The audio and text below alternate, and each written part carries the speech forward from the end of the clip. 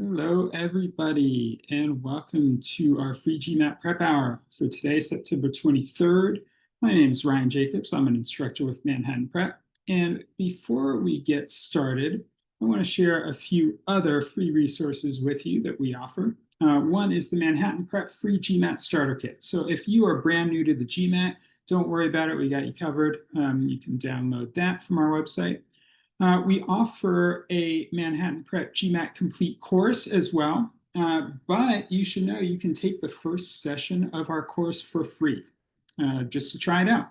And you can even try a couple different teachers if you want, see which teacher style works for you.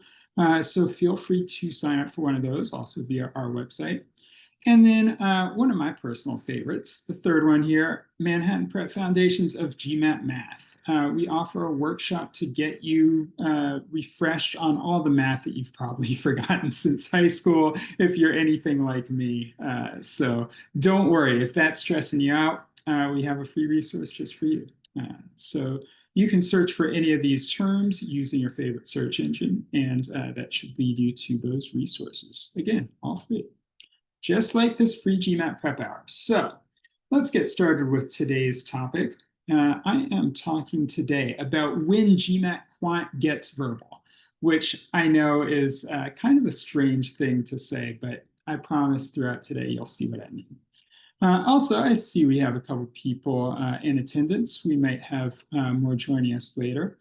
So I will be monitoring the chat if you guys want to chat in, or even if you have a microphone that works, feel free to hop on and ask me questions, or you can just kind of hang out and watch the session. I'm also going to be putting up some problems, so you can grab some scratch paper if you want to do those along with me, or you can just listen in. So yeah, welcome. Thank you for joining me. All right, so before we see the actual quant, I'm going to start you off with a verbal problem. It's not really a GMAT problem, it's just sort of an exercise. And I also promise this is not a trick question, there's a real answer to it. I just want you to read the sentence here and then answer that question, who were rescued? You can type in chat if you want, or just think to yourself.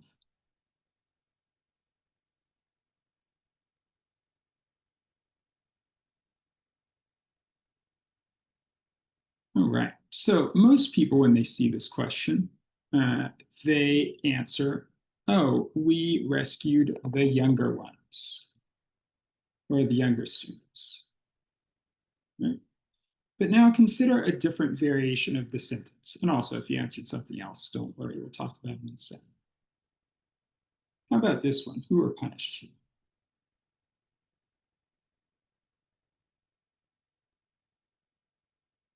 So if this time you said the older students, you are also correct. But I want to observe something that feels really important to me. See this word then? On pure grammar rules alone, it's a little ambiguous because I don't know if we're talking about the older students or the younger ones, right? Those are both plural antecedents. We could be talking about either one. So why is it that the majority of people answer the older students for this one and the younger students for the first one? Well, because one of the two scenarios wouldn't make sense, right? If the older students were bullying the younger ones, why would we punish the younger ones? They're not doing anything bad, right? The bullying is the bad behavior, so we're going to punish the older students. So even though technically these are both plural, right, and I could use them to refer to either one, it doesn't make sense to use them to refer to the younger ones. It only makes sense to refer to the older ones. And by the way, in the first variation, when you say who were rescued, there's no reason to rescue the older students. So now this is the only one that makes sense, right, to refer to the younger ones. Okay, so I promise I'm going somewhere that's related to quant with all of this, which is that work that you're doing to answer that question is happening in this part of your brain called the prefrontal cortex. Prefrontal cortex. I'm not sure if there's a hyphen. I don't know if I spelled that right, but I know what it's called. And I also do know that that is the imagination center of your brain. So what's happening is you're imagining those older students. You're really picturing them in your mind. and you're imagining the younger students. You're picturing them on the playground, and you're picturing the older students bullying the younger ones and what that looks like. And you're like, oh no, my sense of morality is going off, right? You really feel it because you're picturing it. You're imagining the scenario. And so you're going to rescue the younger ones because you're a human, and that's just like what you know to do, right? As opposed to, there's another part of your brain we'll call the logic brain. And that's the part of your brain where if I asked you, hey, what part of speech is this? You would say, oh, noun, pronoun, verb, adverb, adjective, whatever. Oh, it's a pronoun. So it's got to refer to a noun. Oh, and by the way, it's plural. So there are two plural nouns in this sentence, right? That's all happening in your logic brain. And this particular question, when I want to know who are rescued, you need your prefrontal cortex, right? That can't be answered alone with your logic brain, okay? Because it's ambiguous, right? You have two possibilities. So what I'm getting at is that this prefrontal cortex needs to be active in order to answer this. Now, here's where it gets extra fun and where we start getting into how it's relevant to the quant section. Did you know you can walk into a classroom, do nothing else, just walk off the street into a classroom, cross that threshold of the door, and resources in your brain will be diverted from the prefrontal cortex to the logic brain in some cases. The effect is different in different people. But in a lot of cases, your imagination center of your brain will just kind of shut down because the logic part of your brain is going to light up. And in most cases, that's a good thing, right? If you're going in a classroom, you want to be very logical. If you're about to solve 10,000 calculus problems, you want that logic brain going. But there are certain circumstances in which that can hurt you, especially on a test like the GMAT. All right, so that's my preamble. Now let's get into the math. Got a little warm-up problem for all you guys. And also for those of you watching later on the recording, I'm just going to give you a minute to look this over and see if you can come up with an answer. And again, if you're here, feel free to type your answer in chat or just follow along at home. Take a look.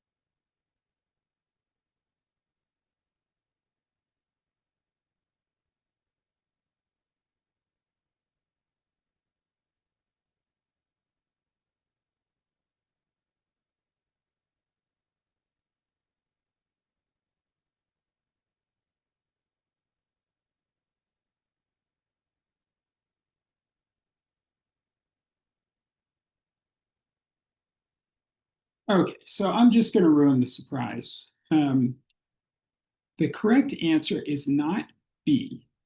The correct answer is, in fact, A. But if you said B, don't worry, you are not alone.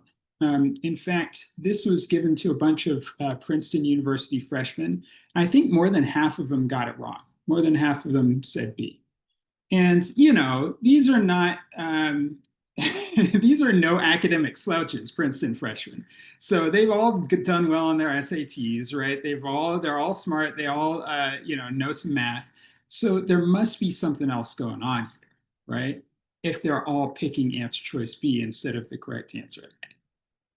So to get there, we got to talk about, first of all, why is A the correct answer? All right. I'll show you what's going on here. We have a bat. Let's call that price X. And we have a ball. Let's call that price Y. And they cost $1.10 in total. So X plus Y equals 110. That one is the straightforward one. The second sentence is where it gets really interesting. Okay? This says the bat, again, X, costs $1 more than the ball, i.e. Y. So I'm going to write that as X is equal to whatever the ball costs plus $1. Now, if you picked B, I bet I know what happened. I bet that you saw this phrase, the bat costs $1, and your brain took a shortcut. Your brain was like, aha, I now have enough information to solve the problem. I know it's a total of $1.10. And if the bat costs $1, that means the ball costs 10 cents. So I'm done with this problem. And you just stopped reading right there. Or your brain stopped reading. You might have seen the words, but you just kind of didn't pay attention to it. And again, like normally that's a good thing. Your brain is taking shortcuts, it's trying to solve the problem quickly. However, in this particular case, if the bat costs $1 more than the ball, that phrase more than the ball changes the meaning of what the dollar is, right? Now I'm not really saying the bat costs $1, right? Because the sentence didn't end right there. I'm saying in comparison to the ball, it's a difference of $1. And so when you solve this algebra out, let's see, I'm solving for y, so I'm going to substitute x away, take this y plus 1, plug it in. So I get y plus 1 plus y equals $1.10. So 2y equals 10 cents. And y is therefore equal to 5 cents. And so A is the correct answer. All right. So I told you the title of today was When GMAT Quant Gets Verbal.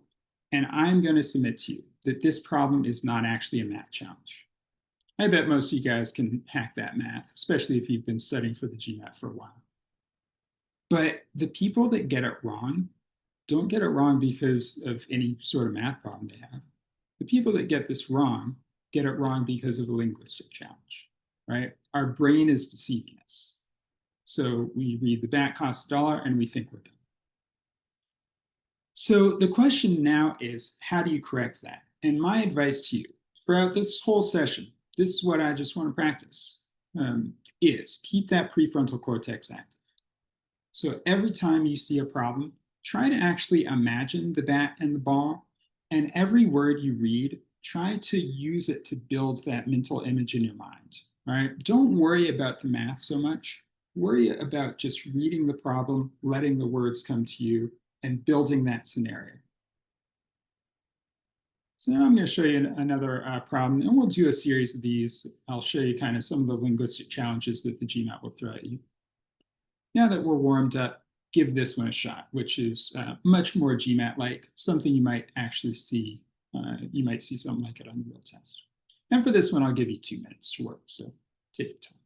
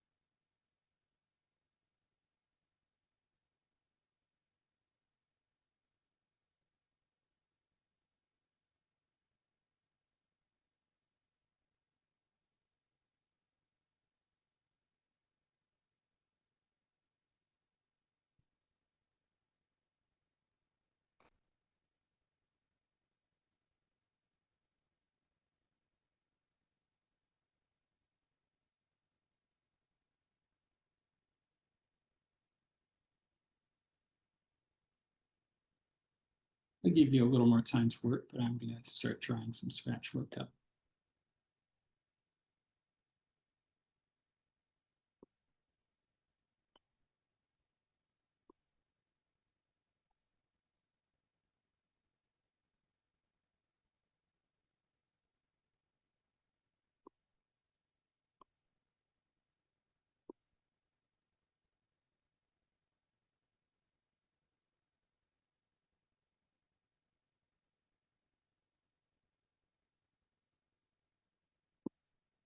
All right, so let's get to work on this one. And again, a reminder, those of you who are here live with me, feel free to chat in questions as we go. I am monitoring the chat. and I'm happy to slow down or answer anything you like. So first of all, if you have been studying for the GMAT for a little while, you might recognize this as an overlapping sets question. And you might also recognize then that you can use an overlapping sets matrix to help you solve this question. This is not really the point of today. I would love to do a whole lesson actually on overlapping sets questions because they're really cool and I have a lot of great strategies for them. And if you take my class, that's something you'll definitely learn. But for now, I'll just show you. This is what I set it up as. And I'm going to label this column as, let's see, how about take only once versus take more than once. And then down the side, I'm going to say 900 or greater. And I'm going to say less than 900.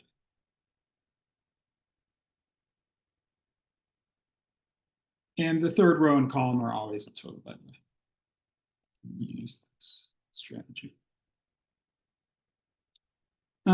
I've also done enough of these percent problems where everything comes at you in percents to know it might be useful to just pick 100 as the total number of people who take the test. So let's just assume it's 100 people too. All right, so now I'm going to read through this, and it says 10% of these test takers, ARM test takers, take the exam more than once, so that would be this second column here, and have a high score of 900 or greater.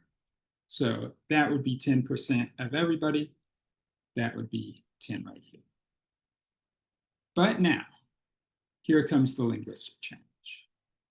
I want you to read this next number and associated sentence very carefully.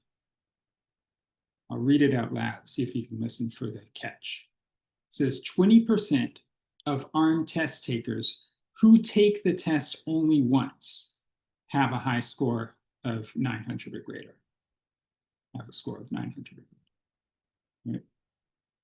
So notice, that is different from what they said before. This said 10% of ARM test takers, period, do this combination of stuff. Whereas the next piece says 20% not just of ARM test takers, but of a subset of ARM test takers who take the test only once, right? Have a high score or have a score of 900 or greater. And so that is the thing that they are doing. So how am I going to represent that? Well, I'm going to have to say, who are the people that take the test only once? Let's just call that X. 20% of those people, not 20% of 100 people, have a score of 900 or greater. So this is going to be, I'll call it 0.2X, right? It's 20% of these guys, not 20% of the total. And now finally, they say 40% of ARM test takers. Well, that's back to our original total. Right? That's all ARM test takers. So that's all 100 people again. Take the exam more than once. So I can say 40 people, because 40% of 100 is 40. Take the exam more than once, making this equal to 40, which makes this equal to 60. So 0.2 times 60 is going to be 12, giving us a total of 22 here, meaning the other 78 are here. And that's what we want to know.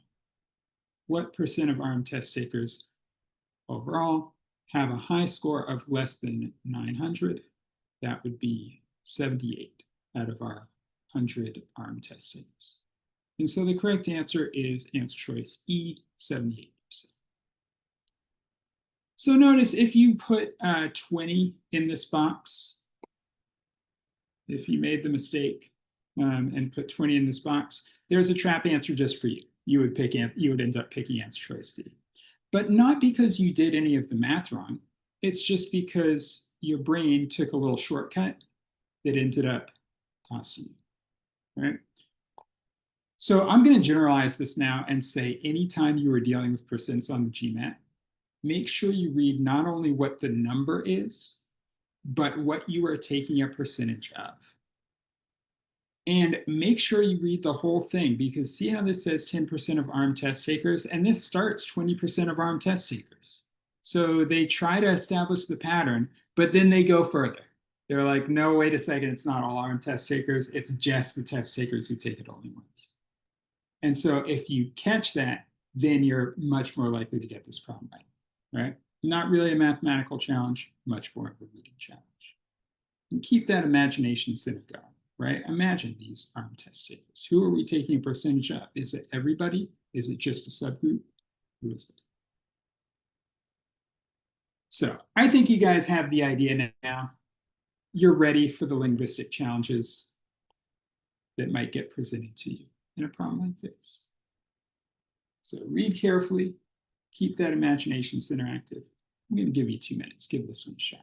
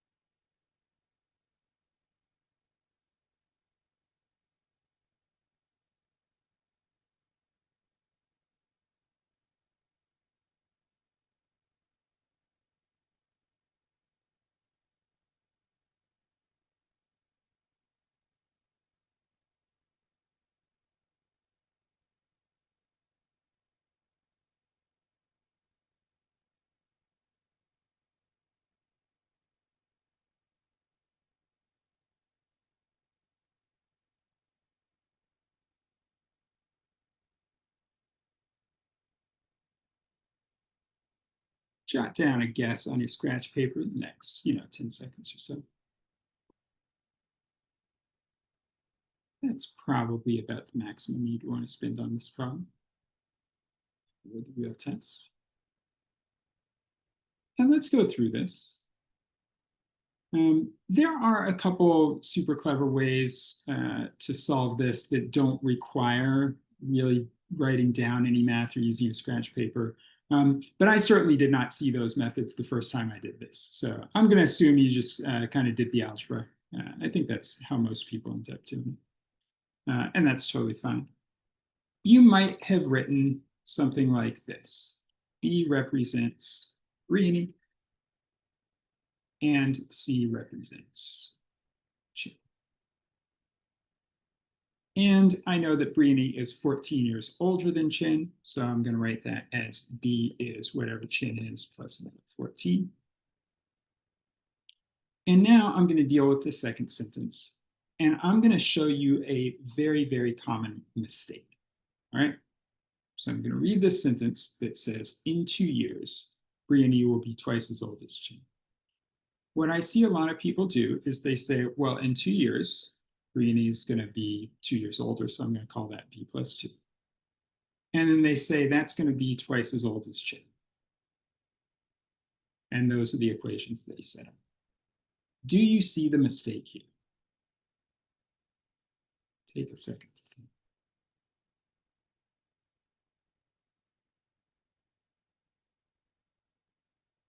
So it's tempting to just say we're done, in part because we've used all the information. So it seems, right? We've used Brittany and Chin and the 14 in our first equation. We've used the plus 2. We've used Brittany. We've used twice as old as Chin, right?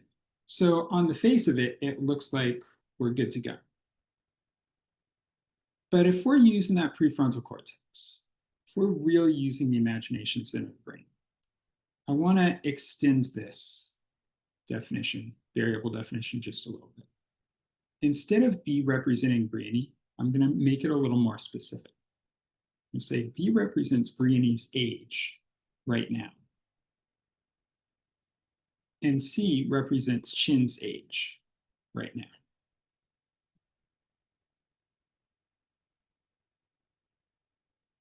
And when I say that, it might become a little clearer what the issue is.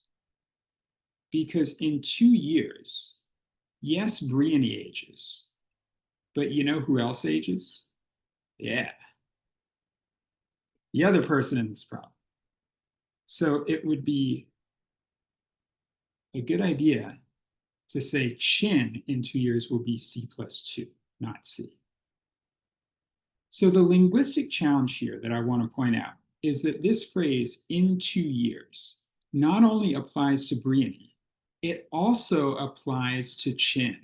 And so the GMAT is doing something really sneaky here. They're using one phrase that turns into 2 numbers in the algebra, right? They're only saying it once, but you have to use it twice when you write your equations. And again, the only way to see this really is to have a very strong idea of what your variables represent. So, don't just think of B as Brittany and C as Chin, because then the time is a little ambiguous. You'll just say, oh, in 2 years, it's going to be B and C, or, maybe you'll get one of them, but not the other. But if you really define them very carefully, then you'll say, aha, in 2 years, let me imagine what's going to happen. Oh, Brittany's going to be older, Chin will also be older, and I can write my equations correctly. So again, not a math challenge, it's a linguistic challenge, all right? What happens to everybody in 2 years? What happens to all those numbers? And so now we can solve it. We want to know what Chin is now, so I'm going to just substitute B away. I get C plus 14 plus 2 equals 2C plus 4. I'm going to subtract C from both sides. And then 16 minus 4 is equal to 12. So C is equal to 12. There's our answer. Done with the problem.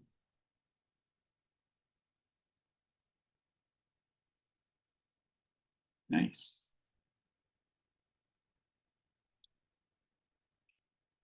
All right. So we've started to see a lot of different linguistic traps. We saw some percent shenanigans. On the last problem, we saw those percent shenanigans. On this problem, we saw a phrase that applied to 2 different things in the problem.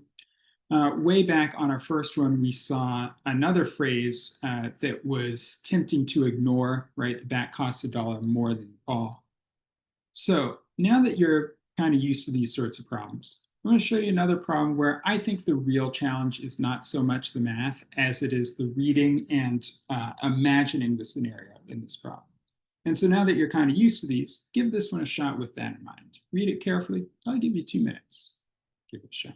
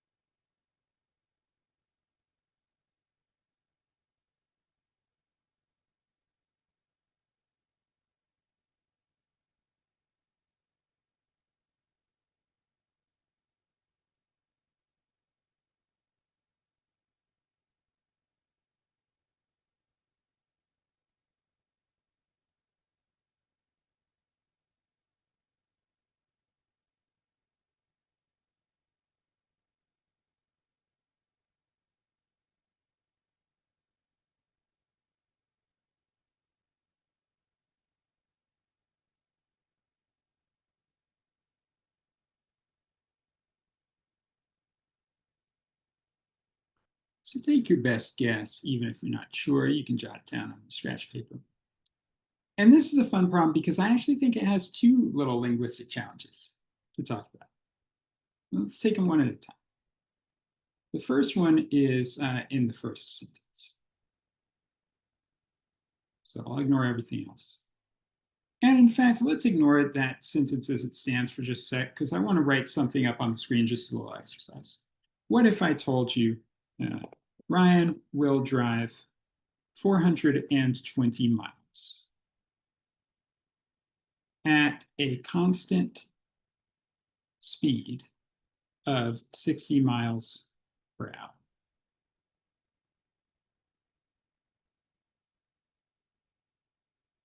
I want you to imagine that scenario.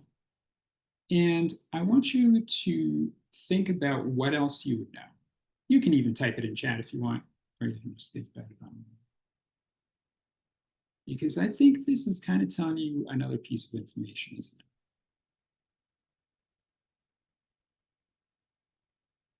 What else would you know? Yeah. And know the time, right? So this is code for Ryan drove for 7 hours. And there are a couple ways to do that. I mean, you could use our formula rate times time equals distance, but you could also just kind of use your prefrontal cortex, right? You could imagine me, I'm in my Honda Civic, right? Going down the freeway, 60 miles an hour.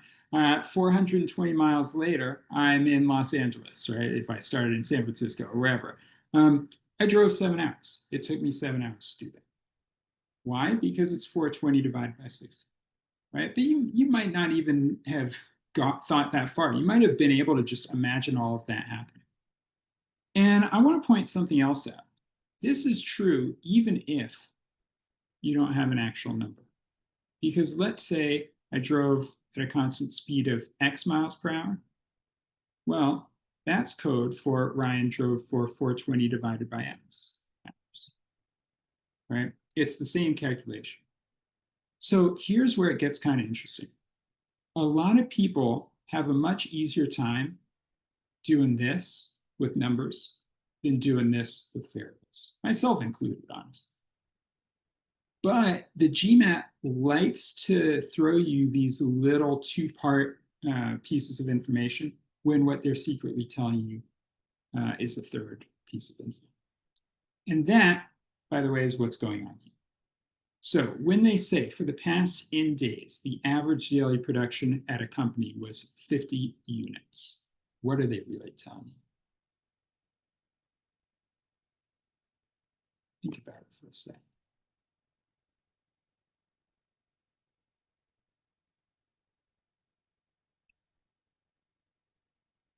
Yeah, that means the total produced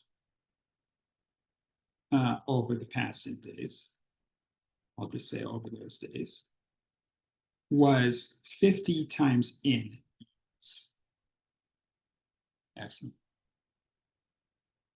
Now, again, if you want to use the average formula, you can just think of it as the average is the sum over the count. Plug stuff into this formula. In this case, 50 is the sum over N. And so I know that 50N is the sum or the total. So I can get to it using math. But that's not really the point, right? The point is that this is a linguistic challenge, is they're telling you two pieces of information, but they really are getting at, hey, I'm actually telling you the total produced over those days. Okay, so that's one. I told you there was a second one, though, so let's take a look. They say today's production of 90 units raises the average to 55 units per day. So great. I'm going to use that average formula again. And I'm going to show you what a lot of students do for this part of the problem. They say, well, hey, we have 50 N units so far, but today we produced it on the 90. So the sum over the count should equal the average. But there's something here that is incorrect. And again, if you see it, you can feel free to type it in the chat or just jot it down on your scratch.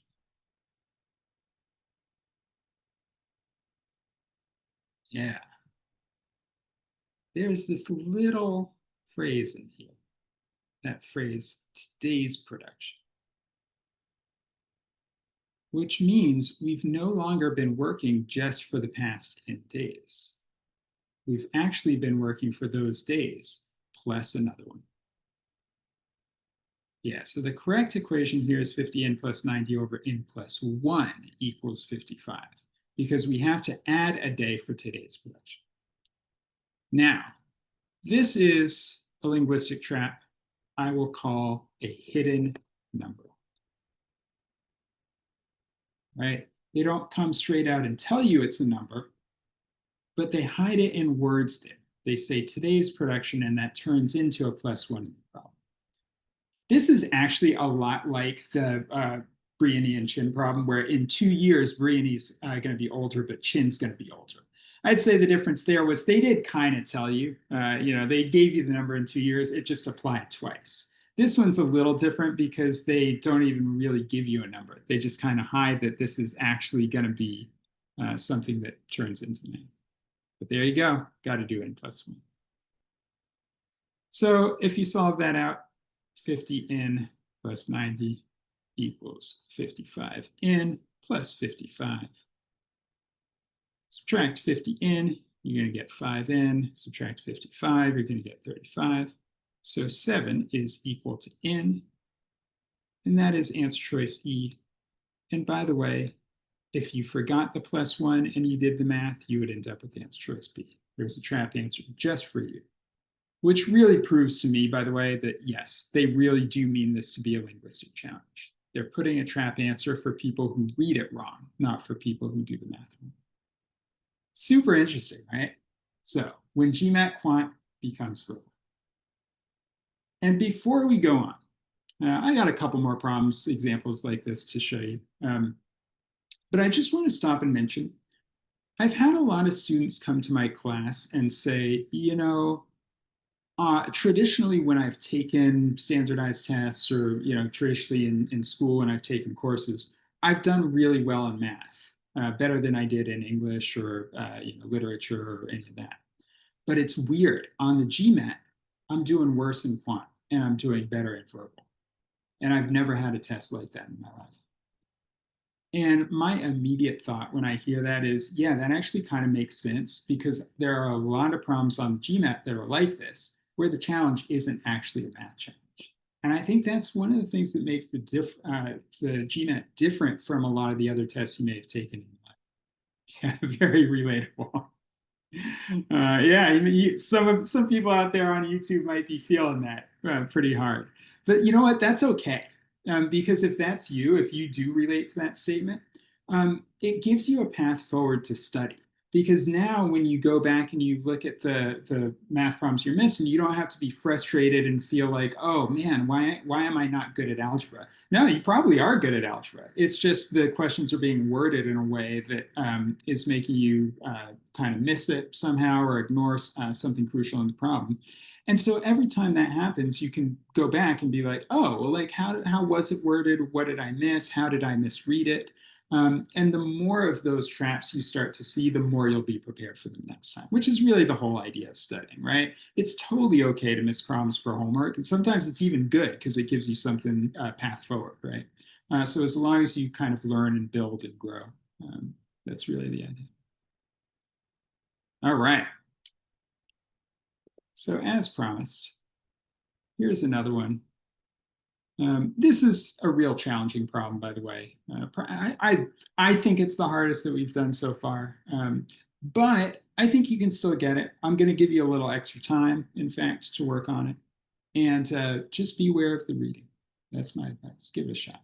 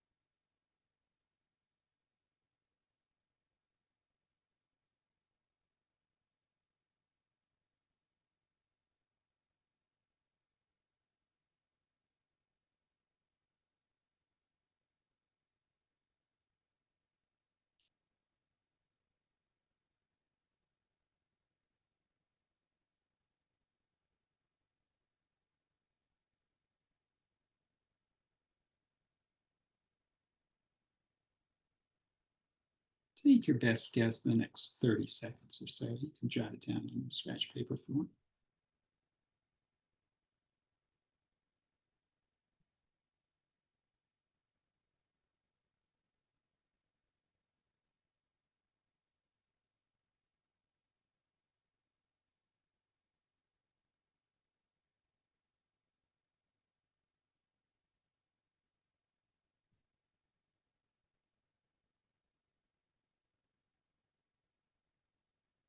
Okay, so I'm going to sketch a little picture of what's going on here. Here is home. Aaron will jog at X miles per hour along this path, and then he will walk back home along the same route. And that rate is going to be Y miles per hour.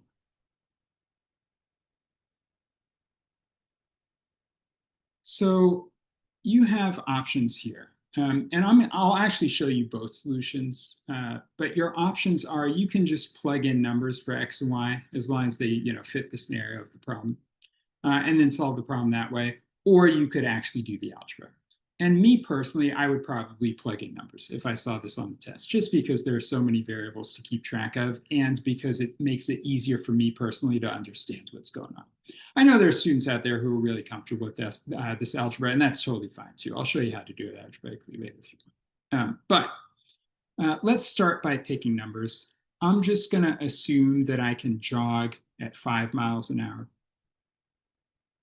and I can walk at 2 miles per hour. Now, here is the linguistic challenge of this problem. I want to highlight that there's one thing that they hid, which is the phrase by the same route.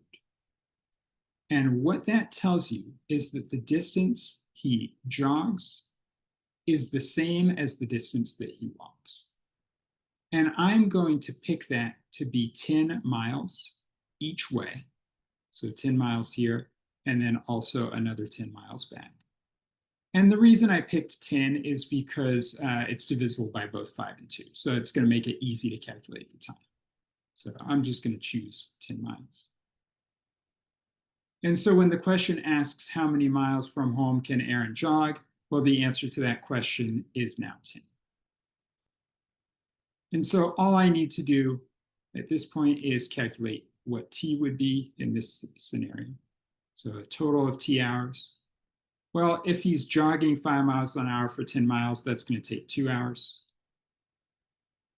If he's walking 10 miles at 2 miles an hour, that is going to take 5 hours. And so a total of t hours would make t equal to 2 plus 5, or 7. Now I'm in business. So if you're plugging numbers, the 3 steps are you got to pick numbers that fit the scenario of the problem. You have to know what answer choice you're looking for. So in this case, the answer to the question is 10. And then you have to go find it in the answer choices. Let's just do that now. 5 times 7 over 2 is 35 over 2. That's not 10. X plus t is 5 plus 7. That's 12 over x times y. 5 times 2 is 10. That is not 10. That's not correct. X times y times t would be 10 times 7 is 70. Over x plus y, 5 plus 2 is 7. That is equal to 10. That's what we want. So I'm going to pick C. Technically, I'm supposed to check D and E as well, but I don't want to because I'm pretty sure they're not equal to 10. So I'm happy. There you go. All right. But again, the key phrase in this problem is the by the same route, which tells you not only is this 10 miles, but this is also equal to 10 miles. And I'm going to give you a little bonus tip here. That might not have actually seemed that hard because we had a picture. So sometimes, I said earlier, the prefrontal cortex is really helpful for avoiding these linguistic traps, because if you actually are building a mental image of what the whole situation looks like, you're less likely to misconstrue the words. But it's even better than a picture in your mind? A picture on your actual paper. I had a high school teacher once that said something great. Said, "Don't be a hero. Draw a picture." So, either build that picture in your mind or build it on scratch paper. Sometimes that can help you spot stuff like by the same root and what that actually means. And so, by the way, if you're doing the algebra, here's what that might look like. You can say miles per hour times hours is equal to miles. Good old rate times time equals distance. And then we have the jog, we have the walk. I know that this is X. I know that this is Y. I know that it's a total of T hours. So whatever this is plus whatever this is should sum to T. And again, this phrase by the same root means I'm going to set the same variable. And since that's the variable that they ask for, I'm going to say solve for D. That's my goal. And so now I'm set up. So this is tricky, the math. I'll do it really quickly. If you guys have done some rates problems, you might be a little more comfortable with this. But time is going to be distance over rate, so that's d over x. This is d over y. My equation then is d over x plus d over y equals t. And now I need to solve for d. So multiply by y, multiply by x. I got a common denominator. dy plus dx is now equal to x times y times t. Factor out the d times x plus y equals xyt. And finally, d is equal to xyt over x plus y. So we got a little fancy footwork. That's challenging algebra. If you didn't follow that, just pick numbers. You're good to go. But either way, distance is the same. That is not directly told to you. It's buried in words. Linguistic challenges. Nice. Good question in chat, too. The question for those of you on YouTube is, when you say technically you're supposed to check D&E when you pick smart numbers, what do I mean by that? Yeah, so backing up, we said, we had gotten to the point in this problem where we knew x equals 5, y is 2, and we said t equals 7, and then our target value is 10. And what did we say? This was like 35 over 2.